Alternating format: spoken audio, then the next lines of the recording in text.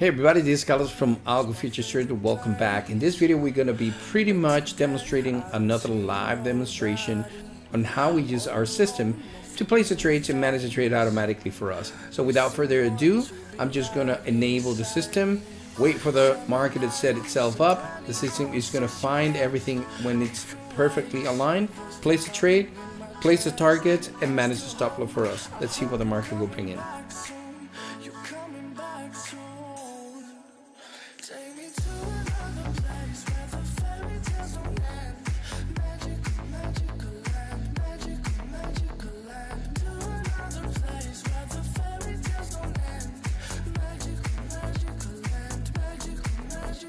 All right, there you have it. So basically we allow the system to enter for us.